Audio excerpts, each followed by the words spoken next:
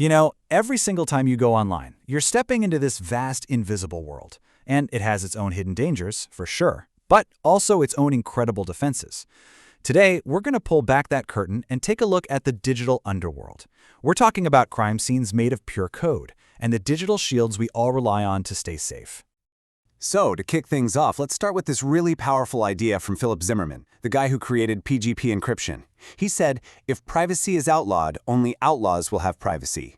Wow. That one sentence just perfectly captures the huge conflict we're going to be digging into, this delicate, constant balancing act between our security and our freedom online. All right, here's the game plan. First up, we're going to define the problem, what this new frontier of crime actually looks like. Then, we'll see how digital investigators are fighting back. After that, we'll dive into the art of secret messages, also known as cryptography.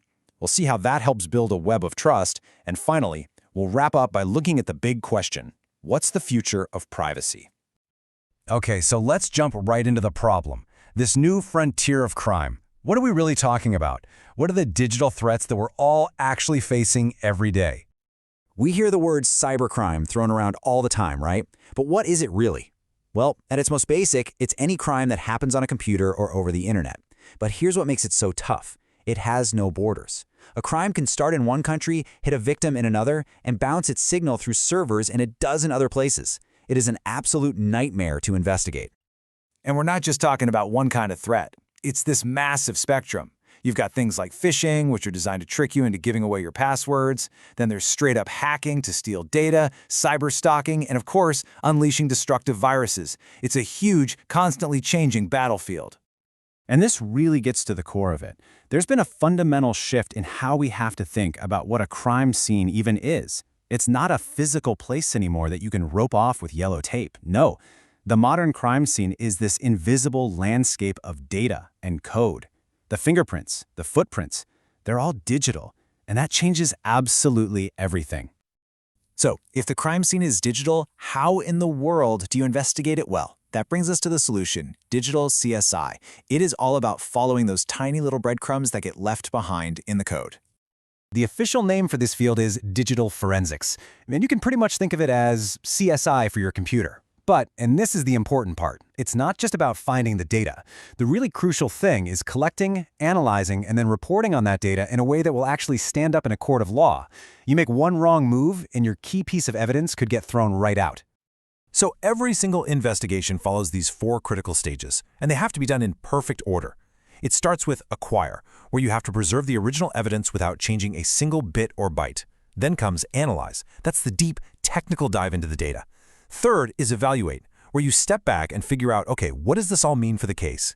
And finally, you present your findings in a way that's totally legally sound. This flowchart here gives you a sense of what that process looks like in the real world. It's like a mission control checklist. Every single step is meticulously planned out, from the very first assessment all the way to grabbing the final evidence. You just can't leave anything to chance, because in digital forensics, precision is everything. Okay, so investigating crime after it happens is one thing, but what about stopping it from happening in the first place? That's where we get into the fascinating art of secret messages, using the power of cryptography to build our digital shields. When you get right down to it, the basic idea of cryptography is surprisingly simple. You take a regular message, that's called plain text, and you use a digital key to lock it up. That scrambles it into unreadable nonsense called ciphertext. And the only way to make sense of it again is to use the exact right key to unlock it. Simple as that. Now, there are 2 main ways this whole key thing works. The first is called symmetric cryptography. This method uses just one single shared secret key to both lock and unlock messages. It's super fast and efficient, but it has this one giant problem. How do you safely get that secret key to the other person without somebody else stealing it along the way? That's where public key cryptography comes in. It is brilliant. It solves that problem by using a pair of keys, a public key that you can give to anyone and a private key that you keep totally secret. So anyone can use your public key to lock a message and send it to you, but only your private key can unlock it. It was an absolute game changer for secure communication. And cryptography isn't just about keeping secrets, it's also about proving who you are. A digital signature is basically an electronic fingerprint for your data. When you sign a message with your private key, you're actually doing 2 things at once. You're proving that it really came from you, and you're sealing it so that if anyone tries to change even a single comma, it becomes instantly obvious. So if these digital signatures can prove who sent a message, how do we blow that up to create trust across the entire internet?